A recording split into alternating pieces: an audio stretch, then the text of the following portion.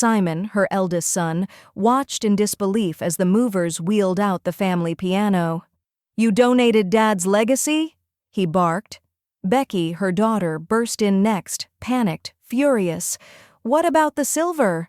The necklace? Everything?" Eleanor calmly poured her tea. "All gone, given, protected." Down the hall, Andrew, her youngest, read the trust paperwork too late to stop it, and upstairs her new will sat in a locked drawer, airtight, ironclad, and completely childproof. "Wait, before we go any further, I gotta ask, where are you watching from?" Drop it in the comments, and don't forget to subscribe. Under the hospital's fluorescent light, Eleanor lay still.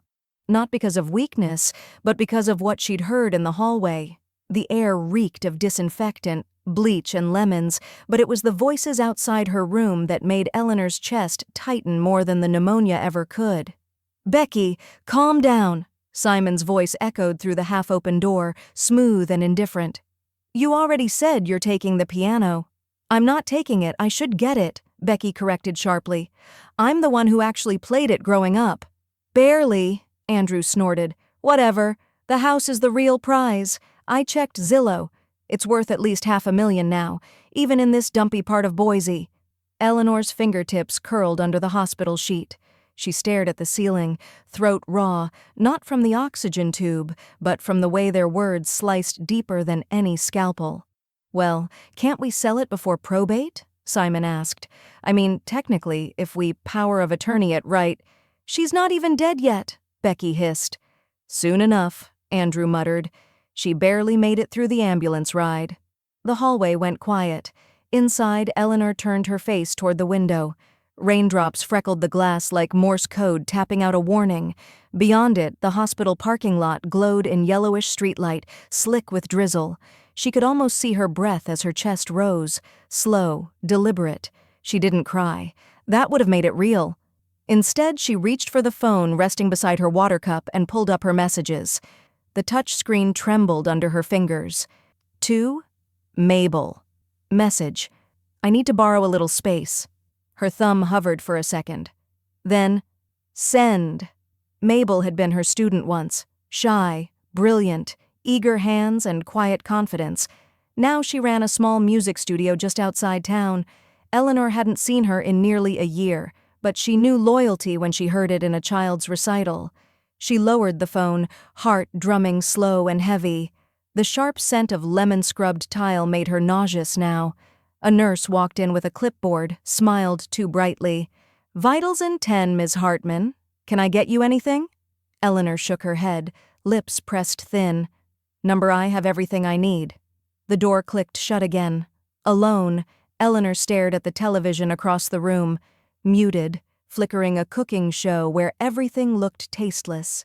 She had raised 3 children, paid off the house, buried a husband, spent 40 years teaching other people's children Chopin and patience and posture. And still, her children's first reaction to her illness wasn't fear. It was calculation. She sat up slowly, the IV tugging against her skin like a leash. Her body ached, but she ignored it, reached again for the phone. This time she scrolled to her contacts, thumb stopping at the name she hadn't dialed since last tax season. Miriam Adler, attorney. She pressed call. 3 rings. Then a click. "Ellie," came Miriam's gravelly voice. Eleanor didn't waste time. "I'm not dying," she said, her voice rough but even. "But I am ready to start a plan." A long pause. Then Miriam replied, "Tell me everything." Eleanor smiled for the first time in days, a small, dangerous smile that didn't reach her eyes. The silk ribbon frayed at the edges, the plastic daffodils bent in unnatural angles, and the whole thing hung from the doorknocker by a single loop of twine. Eleanor stared at it from her front step, suitcase handle clenched in one hand, grocery bag in the other. The house was supposed to smell like memories. Instead, it smelled faintly of lemon pledge and something synthetic, like someone had tried to scrub away her. Becky opened the door before Eleanor could knock. "You're back," she chirped. Her hug was brief and one-sided. "We tidied up for you. Don't overdo it." Inside, the living room was sterile. Pillows rearranged, frames replaced. Eleanor's crocheted throw, the one she'd made the winter after Henry died, was gone. In its place, a store-bought fleece printed with pine cones. Eleanor set her bag down and tried not to blink too fast. "Where's the piano bench?" "Oh," Becky said, flipping her hair over one shoulder. "It was wobbly, so I took it out. You shouldn't be sitting on unstable furniture." "Took it where?" "To Goodwill, I think. Or the garage. Honestly, I can't remember. I boxed up a bunch of stuff for safekeeping. Ping! You know, decluttering." Eleanor's hands twitched. She walked into the hallway without a word. The kitchen had new placemats. Her spice rack was gone. In the dining room, one of her mother's candle holders, the brass one from Germany, sat in a cardboard box marked "Shed Sale." Then came Simon's voice from the back hallway. "Hey, Mom, just a heads up. I changed the garage code. The old keypad was buggy. The new one's in the drawer if you need it." She stopped in the doorway. "You changed the garage code?" "Yeah, I mean, for safety." And Becky kept forgetting it. He looked up from his laptop, sprawled out at her dining table like it belonged to him. "Oh, and Andrew said you should consider signing a limited power of attorney, just to help manage bills while you rest." Becky nodded behind her. "It's just a technicality, Mom. You don't have to do anything. He'll just have access in case of emergencies." "I think I'll wait until the pneumonia fog clears," Eleanor said softly, smiling like she'd forgotten how to be sharp. That night, when the house quieted and her kids retreated to their own homes and excuses, Eleanor began her real tour. Room by room she walked slowly, barefoot on the hardwood floors. Her heels clicked just once in the empty guest room, a noise that echoed more than it should have. She opened a drawer in the bedroom labeled "Donate" in thick Sharpie. Inside were Henry's cufflinks, gold-rimmed, given on their wedding night. She closed the drawer gently, but not before slipping them into her robe pocket. The next morning she made herself a quiet breakfast, oatmeal, cinnamon, no sugar, and called a locksmith. "Tomorrow morning," she told him, discreetly. In the coat closet, she pulled down a taped box labeled "Holiday." Nestled between a snowman wreath and two broken strands of lights, she found a folder she hadn't seen since Henry's funeral, the will, still unsigned.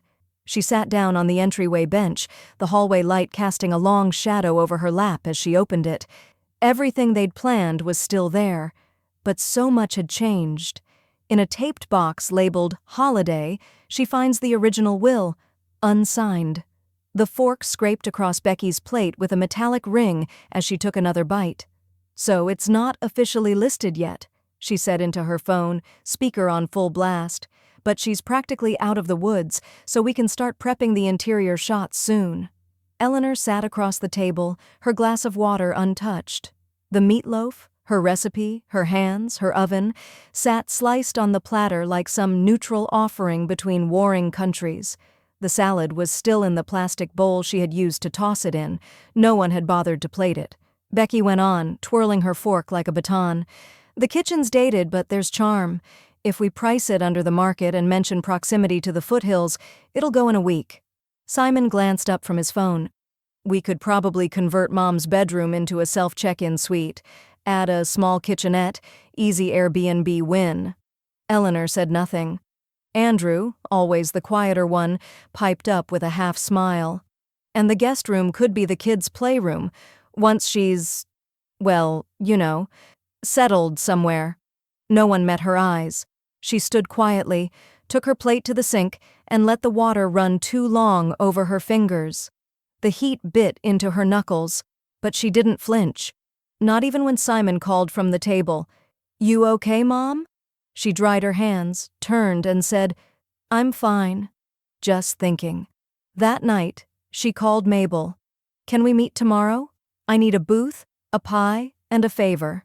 They met at a corner diner that smelled like burnt coffee and old bacon grease. Mabel, now in her 30s and still wearing the same nervous laugh she had as a student, leaned across the table. "You don't look sick." "I'm not," Eleanor said. "But I let them believe I was helpless. I won't again." Mabel nodded. "What do you need?" "Space, a few boxes, nothing illegal." Eleanor's smile was bitter and sharp. Over the next week she packed slowly, one box at a time, Her wedding album, the blanket her mother knit in 1962, the pressed corsage from prom, things her children never asked about, never noticed when they vanished from the shelf. Mabel's storage unit was just off Eagle Road, next to a hardware store and a frozen yogurt place. No one would look there. One afternoon, while she was wrapping her grandmother's teacups in old sheet music, Simon passed by the hallway and paused. "You been cleaning?" he asked. Eleanor didn't look up. "Just decluttering." "Good idea, less stuff to move later." He left without another word. That night, she met Miriam at her office downtown, the windows glowing gold in the early spring dusk. The air smelled of thawing earth and dry paper.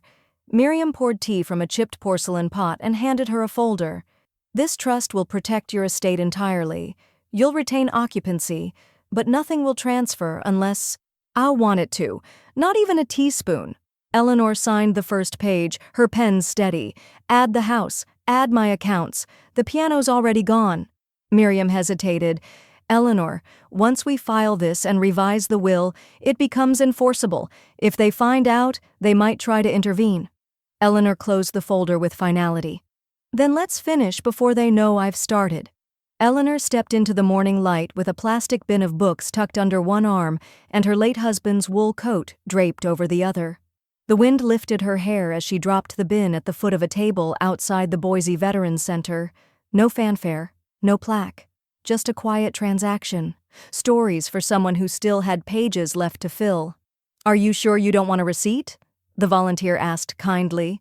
Eleanor shook her head. "I don't need credit. I just need space."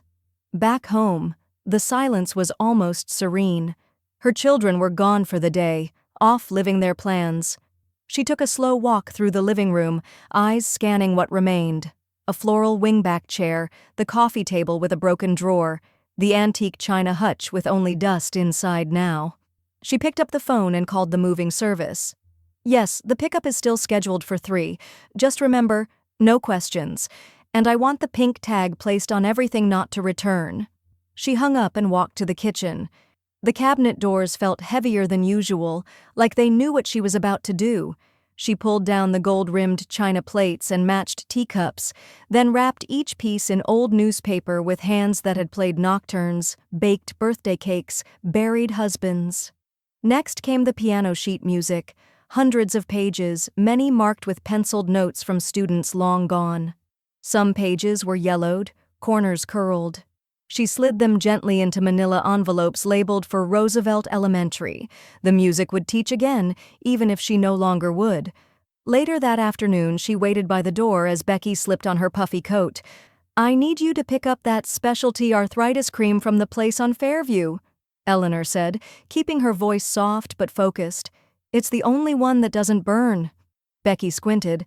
"That's like 40 minutes away with traffic." "I know, but I'd appreciate it." She left before Becky could argue, grabbing her purse with the new bank account forms inside. While her daughter grumbled into the car and backed out of the driveway, Eleanor sat at her desk and pulled open the laptop Simon hadn't bothered to password lock after using it to check the home's Zillow value. In under 15 minutes, every bank password was changed, every auto pay redirected. She opened a new account at a credit union that none of them used, titled it in her full name, Eleanor C. Hartman, trustee, and transferred funds. Simon arrived later that evening, slouched in the doorway with his arms crossed. "Did someone come by today?" Eleanor looked up from her book with feigned innocence. "Why? The living room looks hollow." "Oh," she said, closing the book gently. "I'm simplifying. Clutter makes me feel crowded." He blinked, confused. "You got rid of Dad's armchair?" "It didn't sit well with me anymore." He stood there for a beat, unsure whether to push or walk away. He chose the latter. When he left, Eleanor exhaled, retrieved the document scanner from the closet, and laid out every important file she had: property title, insurance forms, health directives. She scanned and uploaded each one to a private cloud folder labeled Winter Files. A password only she knew, hidden behind a sequence of piano key letters. CEAGF. She sat down at the dining room table that night and took out 3 pieces of thick stationery. No fancy handwriting, no poetic endings, just words. Simple, honest, final. To Becky, you always wanted the china. I gave it to someone who would use it to feed strangers. To Simon, you cared more about what I owned than how I was, so I gave what I owned to people who cared. To Andrew, I hope your kids never make you feel like this. She folded them carefully and wrote, "Open" when ready on each. Then she opened her nightstand drawer. Inside, beside a half-used lavender hand cream, she placed a single envelope. She pulled the DNR form from its folder, smoothed the edges, and slid it in. She turned it so the words faced up. She placed a "Do Not Resuscitate" directive in her nightstand drawer, facing up. Eleanor stood in the back room of the Ada County Historical Society, fingers grazing the satin collar of her wedding dress for what she knew would be the last time. The dress, preserved in a box for decades, still carried the faintest whiff of cedar and pressed roses. The volunteer archivist gently took it from her arms, unaware she was lifting the weight of a lifetime. "We'll display it next spring in the Weddings Through the Ages exhibit," the woman said, her hands respectful. "It's lovely. The stitching. Did you do this yourself?" "My mother," Eleanor answered, her voice steady. She had small hands and too much hope. As she walked out into the chilled Boise morning, a small velvet box pressed against her palm. Her husband's watch, still ticking, still warm from the curve of her hand. Later that day, she entered St. Luke's Hospital not through the patient wing, but the volunteer entrance. She asked to speak with Karen, the program director of the scholarship raffle. "Are you sure?" Karen asked when Eleanor opened the box. "I wore it to every recital. He gave it to me when I opened my first piano studio. It should help someone begin their future, the way he helped mine." Karen blinked back sudden tears. "Do you want a receipt?" "No," Eleanor said gently. "I want a legacy." Back home, she reached into the linen closet to retrieve the old photo albums. 3, thick-spined, heavy with plastic sheets. On the 3rd page of the second album, she noticed something was missing. Gaps. Empty slots. She turned the page and found a neat stack of curled photographs shoved beneath a loose sheet, water-damaged, some smudged. Becky had tossed them, or at least deemed them unworthy of framing during her redecoration spree. Eleanor sat at the kitchen table under the amber light of a tired bulb, smoothing the photos out one by one. Her father holding a 4th of July sparkler, her children in swimsuits on the Snake River shore, her husband's hand on her waist the day before chemo. She gathered them with care and slid them into a padded envelope. On the front, she wrote her niece's name, Lena, followed by an Oregon zip code and one line: "Keep our story safe." The next morning, Eleanor walked into a modest studio tucked behind a high school music building. Her former student Danny, now a full-time music teacher, looked up in surprise. "Ms. Hartman?" she gasped. "What, are you okay?" Eleanor smiled. "I'm better than I've been in years. I came to ask if you've got room in your life for a very old friend." Behind her, 2 movers wheeled in the upright piano, scratched but elegant, keys worn from decades of scales, lullabies, and teenage meltdowns. Danny covered her mouth with both hands. "I can't accept that. That piano is your soul." "No," Eleanor said softly. "It was mine. Now it's yours." Danny stepped forward, hand trembling as she ran it across the polished wood. "You don't know how many nights I dreamed of owning one, and that one—" Eleanor just nodded. "Teach someone who needs it. Let it live again." That evening, back at home, Eleanor opened a thin black ledger she'd hidden beneath the floorboard in her closet. She turned past blank pages until she reached the first clean sheet. With her fountain pen, she wrote, "Final Legacy Wedding Dress, Ada Historical Center. Watch, St. Luke's Hospital Raffle. Family Photos, Lena, Oregon. Piano, Danny Lee Music Studio." The door creaked open behind her. She looked up just as Simon stepped inside, unannounced, his brow furrowed. Outside, 2 men were strapping the piano into the back of a moving truck. Simon glanced from the window to his mother. "You're giving it away?" he said, voice low and incredulous. Eleanor closed the book calmly. "It was never yours to keep." The sunlight crept across the hardwood, painting Eleanor's dining room in a soft amber glow. She stood before the tall glass hutch that once displayed her grandmother's china and her wedding crystal. Now, only her own faint reflection stared back at her, older, firmer, untouched by sentiment. Simon slammed the front door hard enough to rattle the shelves. "It's gone?" he barked. "You gave it away?" Eleanor didn't flinch. She simply turned and met his eyes. "It's no longer yours to want." He paced like a man unraveling. "Mom, that piano, Dad bought it.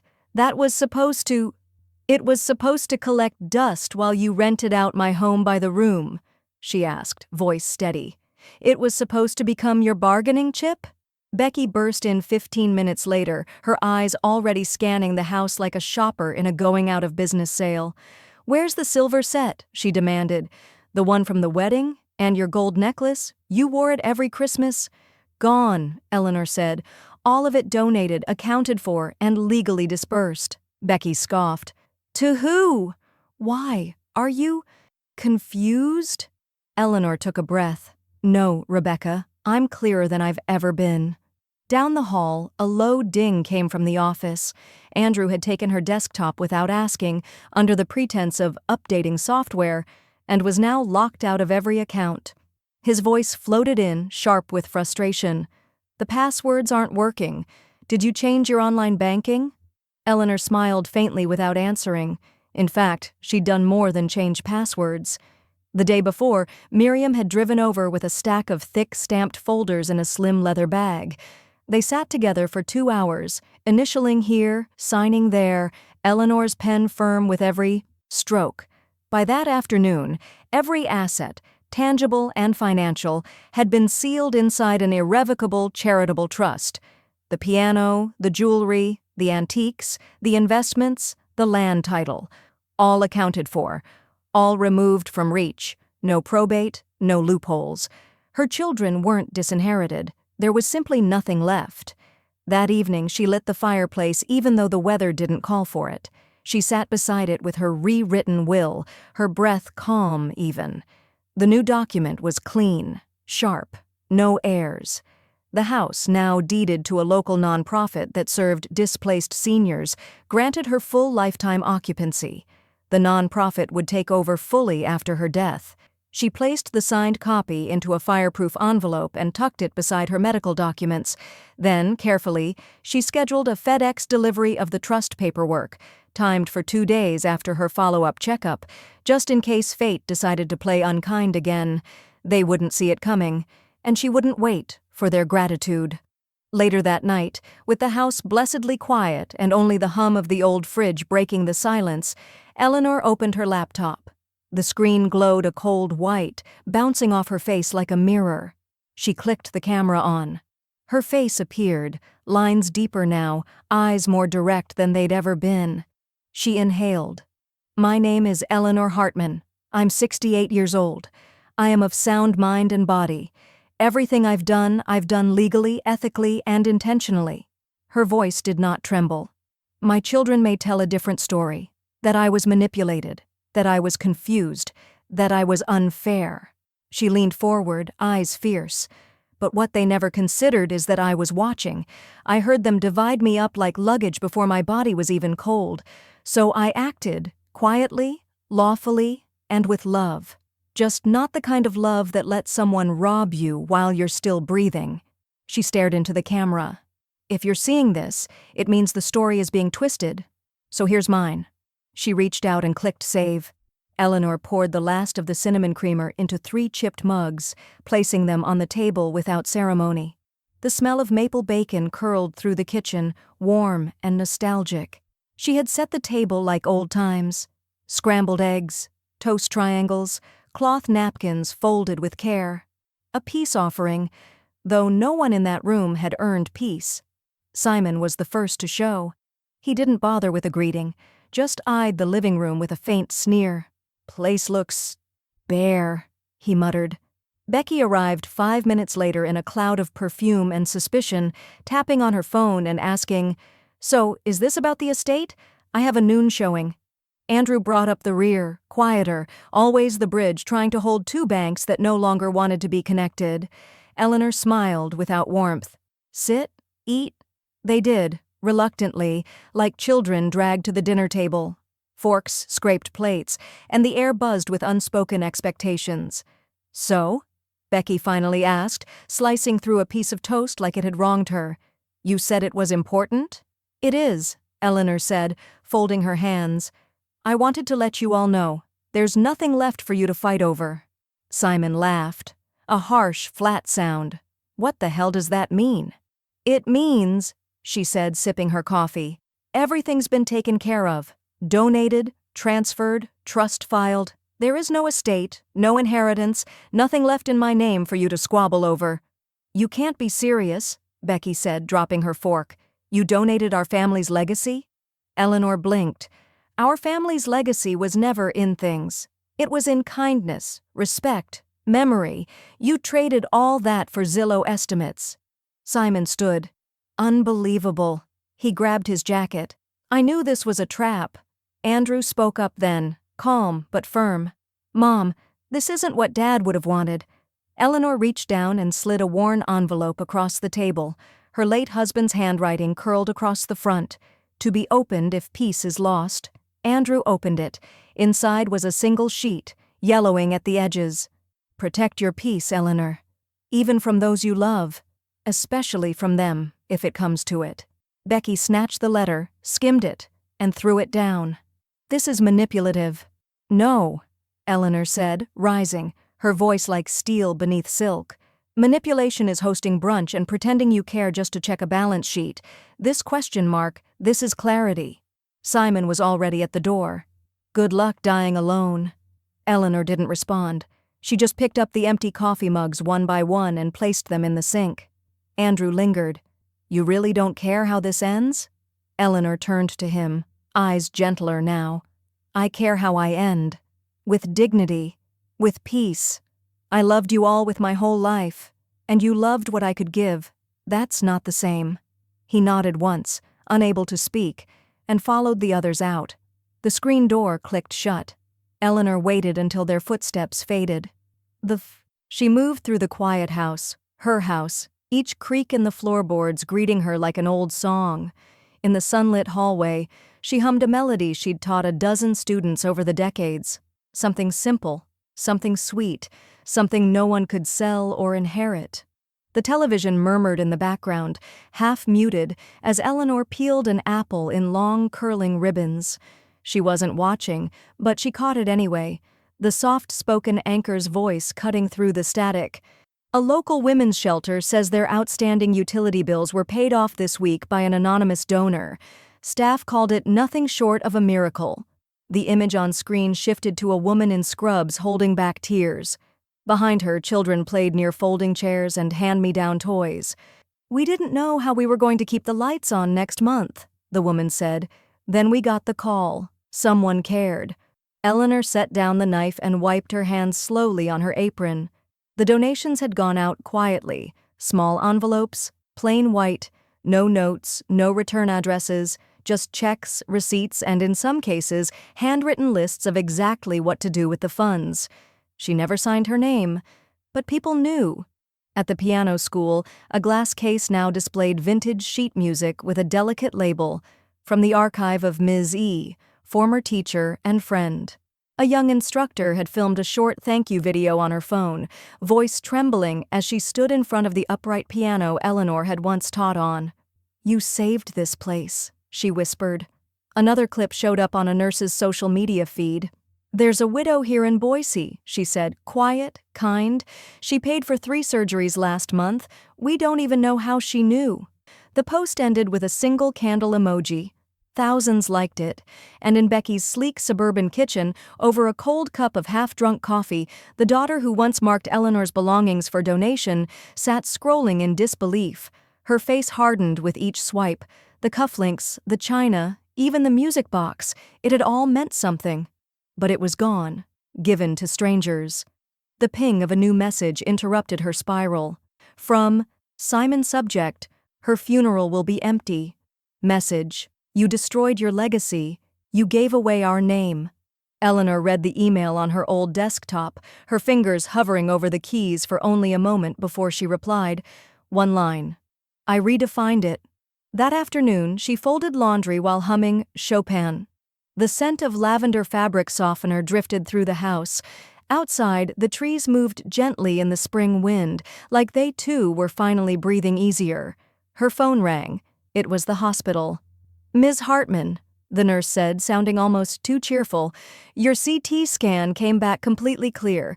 No signs of recurrence, no cancer, not even a trace. Eleanor didn't speak for a beat. The silence stretched. Then she exhaled. Thank you, she said softly. After the call, she stood in the hallway a long time. The mirror caught her reflection, the same face but different eyes. Sharper now, calmer.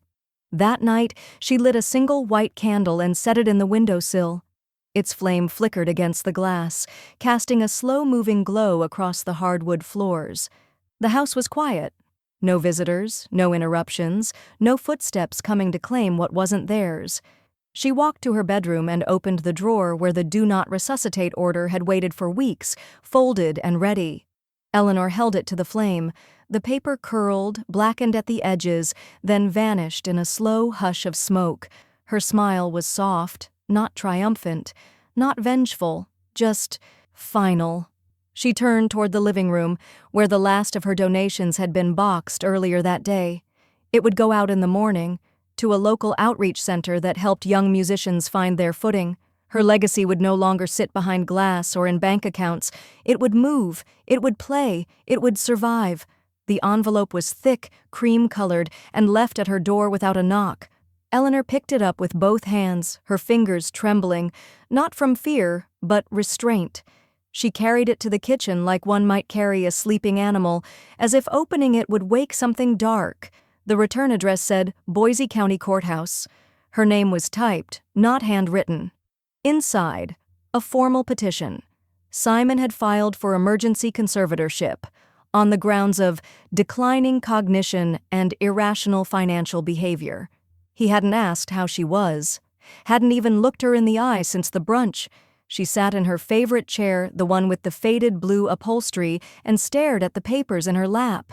Pages of insinuation, legal jargon, signed affidavits, one from Becky, citing erratic choices and possible manipulation. Andrew's name was missing, and in that absence, Eleanor felt a flicker of something, hesitation, maybe even doubt, but not loyalty. She dialed Miriam. It's begun, she said simply. By Monday, Miriam D. pulled every file, medical evaluations, witness statements, community letters, the receipts of every donation, photocopies of Eleanor's coherent, articulate video journals, each time-stamped, a full psych evaluation from her primary physician. Not only was Eleanor lucid, she was luminous. You're stronger on paper than half the city council, Miriam said, flipping through the binder as they prepped for court. Eleanor smiled without humor. Let's hope the judge knows how to read. Courtroom 3. B smelled like old leather and toner ink. Eleanor wore navy blue and her husband's brooch, a polished onyx stone he used to rub when anxious. She sat still, spine tall, hands folded. Simon stood across the aisle in an overpriced suit he didn't fit in emotionally. Becky sat beside him, arms crossed, eyes sharp with something meaner than anger, embarrassment. Andrew lingered in the back row, avoiding everyone's gaze. The judge, a woman in her 60s with sharp cheekbones and a no-nonsense bun, scanned the petition, then looked at Eleanor. You're the respondent, Ms. Hartman? I am. You have legal counsel? I do. Miriam stood. We'd like to submit evidence on behalf of Ms. Hartman's full autonomy and mental fitness, including verified donations, asset protection filings, and her recent psych evaluation, conducted by a state-certified neuropsychologist. The judge gestured for the bailiff. The file was placed on her bench with a quiet thud. Simon cleared his throat. Your Honor, this isn't just about cognition. It's about judgment. My mother gave away everything without consulting us. That's not normal behavior. Eleanor tilted her head slightly. You didn't consult me before checking Zillow from my hospital bed. A faint murmur rolled through the room. The judge raised one hand. "I see here," she said, flipping through documents, "Ms. Hartman has also retained a living trust, documented charitable records, and has full support from medical professionals regarding her decision-making capabilities." Simon's jaw clenched. Becky shifted uncomfortably. "Further," the judge continued, "it appears that this petition is not only speculative, it is retaliatory. There is no evidence of fraud, coercion, or impairment, therefore the motion is denied, effective immediately." The words felt like sunlight through a storm cloud. Simon stood abruptly, his chair scraping the floor. "This is a joke." Becky's voice rose too quickly. "She's manipulating the system, she's playing victim." "This court is adjourned," the judge said firmly. Reporters were waiting in the hallway, microphones pointed like daggers. Becky snapped, "She wants attention." "Let her have it." Simon pushed past the crowd, eyes dark. Andrew lingered at the exit, his hand on the wooden trim. He turned toward Eleanor as she stepped out of the courtroom, calm and deliberate. "I didn't know how far this would go," he said quietly. "I'm sorry." Eleanor paused, looked him in the eye. "You still don't know," she said. "But you will." She walked out of the courthouse into the afternoon sun. Around her, voices swirled, but none mattered. The wind smelled faintly of pine and car exhaust. Her hands no longer shook. The last closet held only dust and ghosts. Eleanor knelt slowly, joints creaking like old hinges, and pulled out a faded shoebox. Inside, a stack of birthday cards from her husband, brittle at the edges but still scented faintly of cedar and cologne. She read none of them. She just held the box against her chest, closed her eyes, and let it rest there for a minute, then dropped the lid and carried it to the bin-marked archive. Donate. Discard. She circled discard in blue marker. The shelves in the hallway were already bare. Her linen drawer held only one extra towel. Even the glass cabinet that once displayed porcelain cups now stood empty, its mirrored back reflecting nothing but her own calm face. Clean spaces, clean exits. There were no locks to check at night anymore, no drawer to wedge shut with a ruler. What she hadn't donated, she'd gifted. What she hadn't gifted, she'd shredded. And what she hadn't shredded, she'd buried. Literally. Now, for the first time since her hospital stay, Eleanor breathed in fully. The air in her house had changed. It smelled of lemon oil and old wood and peace. At the community library 2 neighborhoods over, she shelved biographies twice a week. No one knew she used to teach music. No one cared. That was the magic of it. One Thursday afternoon, a girl with faded pink braids approached her at the checkout desk. "Ms. Eleanor?" she asked. Eleanor looked up. "My sister said to thank you. You paid for her motel for a month, gave her time to get out." Eleanor smiled softly. "Tell her I said she already had what she needed. She just needed the world to shut up long enough to find it." The girl blinked, then ran back to the computer station. At home, Eleanor sat with a legal pad and a cup of weak green tea. Across the table sat 2 teenage girls from the local shelter, Cassandra and Joy, scribbling expenses in pencil. Joy's voice was small but steady. "If I cut the energy drink habit, I can save $18 a week. That's enough for a bus pass." "That's enough for choices," Eleanor corrected her gently. Cassandra tapped her pen against the table. "How did you know how to do all this?" Eleanor smiled. "Because once I didn't." She taught them how to track receipts, how to recognize manipulation disguised as kindness, how to pause before signing anything. She used no lectures, no sermons, just stories and tea. Later that week, Eleanor called Miriam. "You still have the paperwork?" "I do," Miriam replied. "You're sure?" "Completely." They met at a diner. Eleanor signed her medical power of attorney across the dotted line. "I want decisions made by someone who listens," she said, sliding the form back to Miriam. "Not someone who's waiting for me to forget where I put the spoon." Driving home, Eleanor passed Becky's silver SUV parked 2 houses down. The engine was off. Becky was in the driver's seat, staring at the mailbox, her hands unmoving on the wheel. Eleanor didn't slow. She didn't wave. She turned into her driveway, lifted the garage door, and stepped into her now silent house. There were no voicemails, no packages, no half-hearted visits. She changed into soft pajamas, made herself scrambled eggs for dinner, and watched the last of the sunlight crawl across her living room floor like a patient cat. Then she went to her writing desk. A blank page waited in her journal.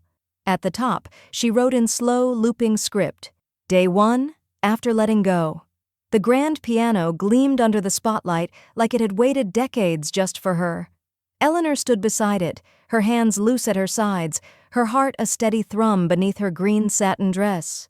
The fabric hugged her now slimmer frame, retouched by a seamstress who said, "You've still got fight in you." She did, but tonight wasn't about fighting, it was about claiming. The MC introduced her gently, a woman whose generosity changed lives before anyone even knew her name. Applause rolled in like soft thunder, polite but curious. Most had never met her, but they'd seen the headlines. The anonymous donor, the mystery widow, the piano school revival. All whispered about in grocery lines and community boards. Eleanor stepped forward, her heels a quiet click against the hardwood stage. No speech in hand, just music in her fingers. "I was asked to speak tonight," she said into the microphone, her voice low and sure. "But words never held me like music did, so if you don't mind, I'll let the keys do the talking." She sat, adjusted the bench, took a long breath. Then came the first note of Clair de Lune, slow, haunting, intimate. The room held its breath. Soft candlelight flickered across faces stilled by the sound. Her hands moved fluidly, confidently, like they remembered every lesson she ever taught and every night she ever played for no one but herself. The music curled into corners, into memories, into marrow. Halfway through, her gaze lifted, not searching, just drifting. And there she was, Danny, near the back, hair pulled into a messy knot, eyes glassy and locked on Eleanor. She didn't clap. She didn't blink. She just mouthed it, "Thank you," and Eleanor's chest ached with the beauty of being understood without needing to be explained. The final note floated, hovered, then fell. Silence stretched for a full beat. Then the room stood. Applause, rising, real. No family stood to cheer. But survivors did. Students did. A mother with a toddler on her hip wiped her cheek. A young man with a cane clapped with both hands, tears on his collar. And in that space, Eleanor felt more seen than she had in years of motherhood. The MC stepped up, beaming. "Ms. Eleanor Hartman, please accept this award, Legacy of Living." The plaque was wooden, hand-carved, her name etched carefully beneath the title. Legacy, not of wealth, but of will. She smiled as she accepted it. No speech needed. Danny met her in the hallway afterward. "You didn't have to come," Eleanor said softly. "I did," Danny replied. "That piano, it saved me. You saved me." They hugged. Briefly, quietly. No spectacle, just breath and thanks. Outside, the night air was cool, fragrant with crushed leaves and something faintly sweet. Someone must have lit cider candles on the front steps. Eleanor descended slowly, careful on the old stone stairs. A volunteer tapped her shoulder. "Someone left this for you."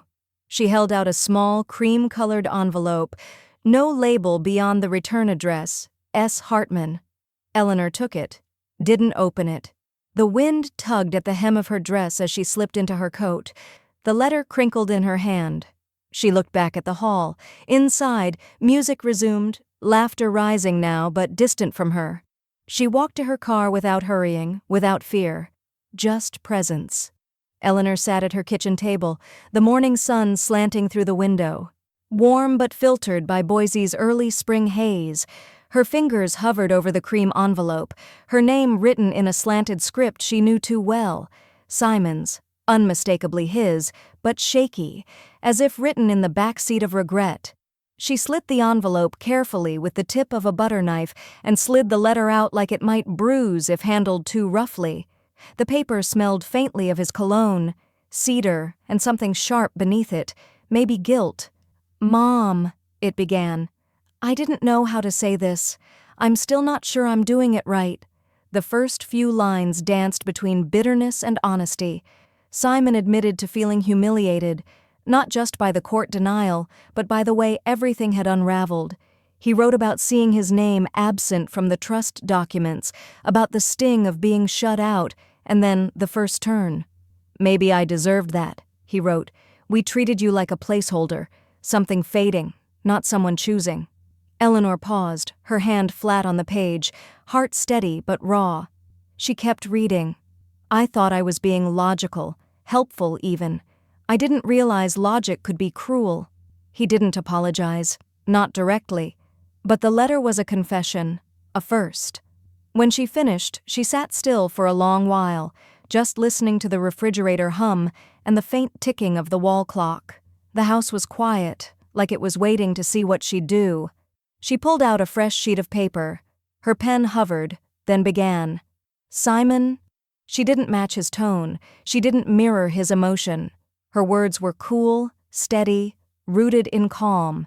She wrote about boundaries, about the difference between grief and greed, about how legacy wasn't something you earned through birthright. It was how you remembered to love someone while they were still here.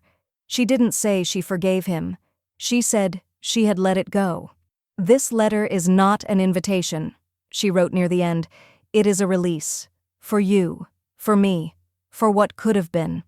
No return address. Just her signature, clear and unadorned. She sealed it and walked 2 blocks to the nearest post box, dropped it in like it weighed nothing, walked back without looking behind her. Later that afternoon, Eleanor slipped on her garden gloves, the same worn pair she used every year since Walter passed. Danny met her in the backyard, dragging a small red wagon with a young sapling inside, an autumn blaze maple, its branches slender and ready. "Ready?" Danny asked. "Ready." They dug side by side, the smell of moist dirt rising like memory. Eleanor wiped sweat from her brow with her wrist, smiling as she watched Danny cradle the tree into its place. Before the roots were buried, Eleanor went inside and returned with a shoebox, sturdy, taped once along the edges. She didn't explain what was inside. She didn't need to. Danny didn't ask. She laid the box at the bottom of the hole.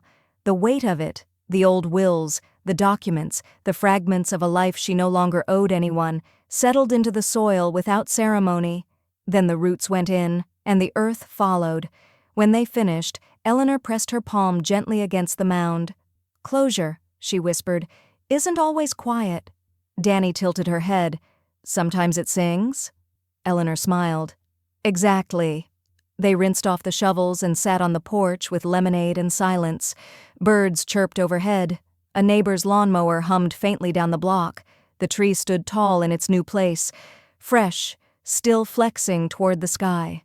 The kitchen cabinets yawned open, their shelves bare but polished. Eleanor stood barefoot on the cool tile, the echo of her own movement surprising in its solitude.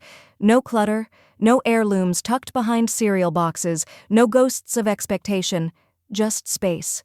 She opened the last cabinet, the one that used to hold the wedding china Becky never asked to keep, only expected. Empty. Her fingers traced the wood grain inside, not with loss, but relief. The contract was signed in ink and silence. The charity's director had come to the house in a wool blazer 2 sizes too big, clutching the paperwork like it was holy. Eleanor sold the house for $1, stipulating it remain transitional housing for women leaving domestic violence. The director cried. Eleanor did not. She left the key on the counter and walked out the front door with a single suitcase, her coat, and a handwritten list of things she no longer needed. Her new home sat by a quiet inlet off Lake Lowell, where geese honked overhead and the breeze smelled faintly of reeds and pine. It was a small rental cottage, 1 bedroom, 1 bathroom, and just enough kitchen to brew tea and bake muffins. The landlord, a retired nurse named Luann, had waved off the background check. "Everyone in Boise knows who you are," she said, smiling as she handed Eleanor the lease. "Besides, I heard you're a hell of a pianist." A well-tuned upright piano waited by the front window when she moved in, already dusted, already loved. Danny had brought it, reclaimed from the school after budget cut. Shut down their music program. She visited every Saturday morning for lessons, bringing her own sheet music and fresh scones from her job at the cafe. They played together, sometimes scales, sometimes Chopin, sometimes nothing at all. One afternoon, Danny asked, "Do you ever miss them?" Eleanor looked up from the keys. "I miss what I thought they'd be." A film crew from Portland reached out in late spring. They'd seen the community posts, the gala performance, the court case. They wanted to tell her story, voiceovers, B-roll, old family photos if she had them. "You're a symbol," the producer said over the phone. A kind of quiet resistance. Eleanor thanked her and declined. She had no interest in being a symbol. She had fought her battle in private, and she'd won in ways the world couldn't glamorize. Still, people found her.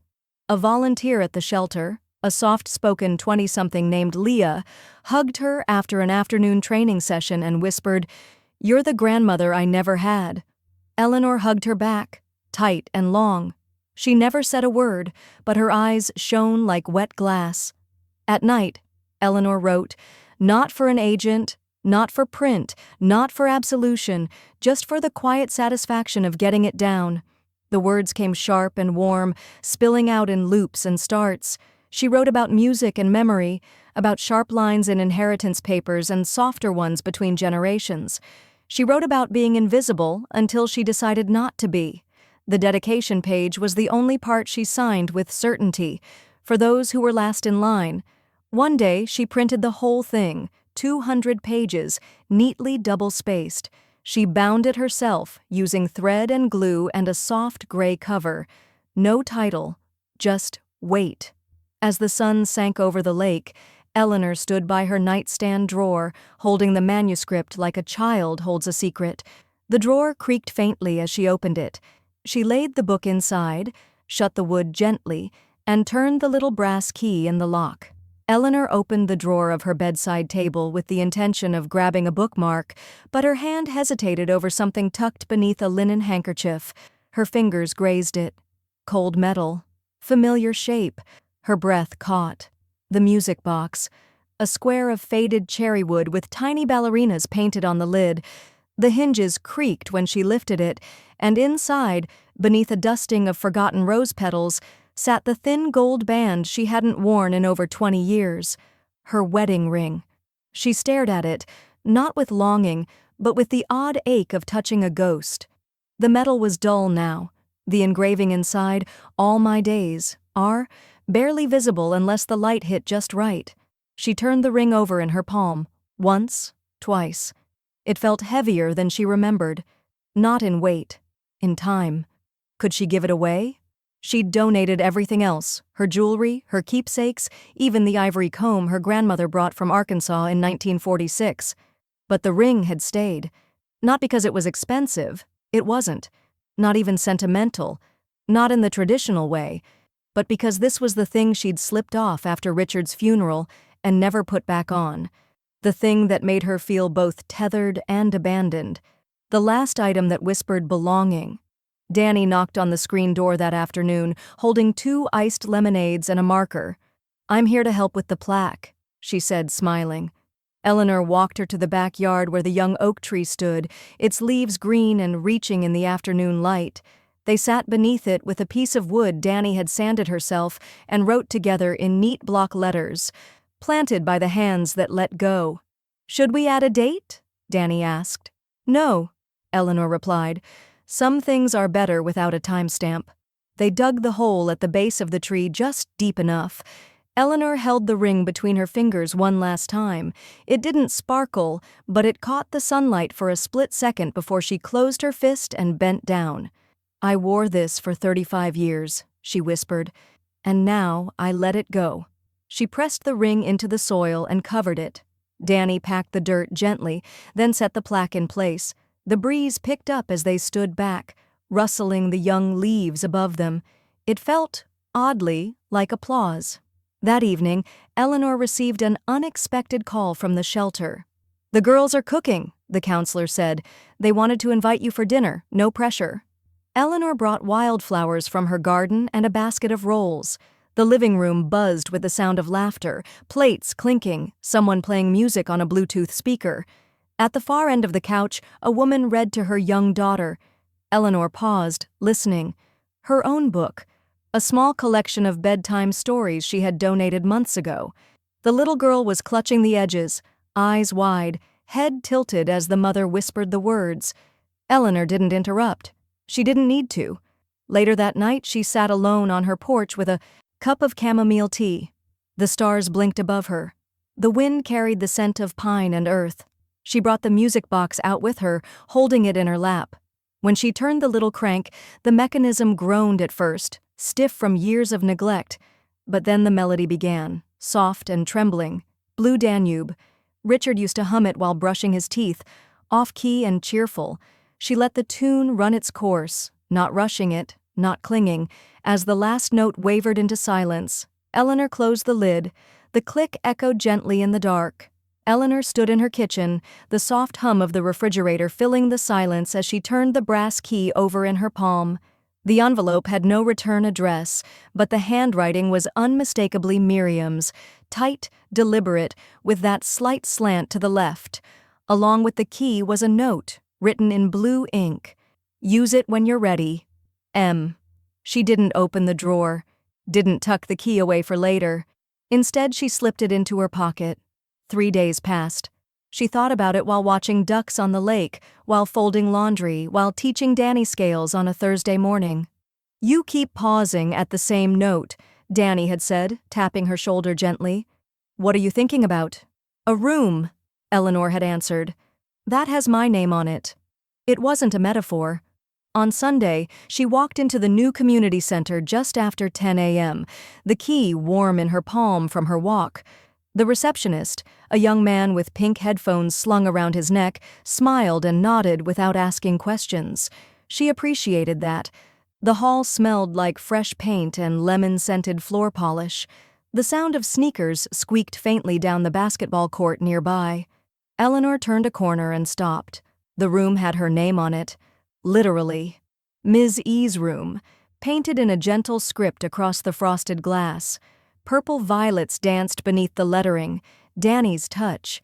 The mural wrapped the walls inside, waves of lilac and silver-green vines twining across the corners of the ceiling. Sunlight poured through the tall windows and landed on the instrument in the center, a polished upright Yamaha with soft ivory keys and a small plaque just above the bench, in honor of Eleanor Hartman, who played for others before herself. Eleanor shut the door softly behind her. No one followed. No one watched. She sat down at the piano, ran her fingers across the keys, not playing, just letting them rest there, letting the weight return to her hands. The air in the room was still, dustless. She took a breath, pressed one note, then another. Then she played. Not the whole of Clair de Lune, not anything that grand. Just a few bars of a tune she'd written herself decades ago for her youngest son when he was still afraid of thunderstorms. The notes floated, lingered, then faded. She didn't cry. She didn't smile either. She just breathed. That night, back in her lakeside rental, Eleanor wrote in her journal. The last page. The paper was thick, nearly textured. The pen bled slightly into the fibers as she wrote, "They fought for my things. I lived for what they never saw." She closed the journal. No title on the cover, no signature. Her children hadn't called, not for her birthday, not after the court hearing, not even after the gala, and she no longer waited for them to. There was no grief in the silence, no bitterness, just space. The next morning, Danny came by with paint still on her arms and half a smoothie in hand. "You were right," she said, flopping onto the couch. The piano needed a room that breathed. Eleanor handed her the key. "What's this?" "It's yours now. You'll know when it's time." Danny hesitated, holding it like it might burn her. "Are you sure?" Eleanor only nodded. "It's not about the room. It's about what you bring into it." That evening, Eleanor took her usual walk down the quiet residential block she used to call home. The trees were taller now, the lawn was patchy, the wind carried the smell of cut grass and something vaguely sweet, lilacs maybe, from the neighbor's hedge. As she passed her old house, she didn't pause. But something caught her eye in the front window. A child, maybe 6 or 7, her elbows propped up on the sill, nose nearly pressed to the glass. She held a book open in her lap. Even from the sidewalk, Eleanor recognized the cover. One of her old donations. The one with the story about a girl who followed music instead of maps. The girl looked up, and for a second their eyes met. She didn't wave. Neither did Eleanor. But the girl smiled. Eleanor turned the corner, the path familiar, but this time, finally, fully hers.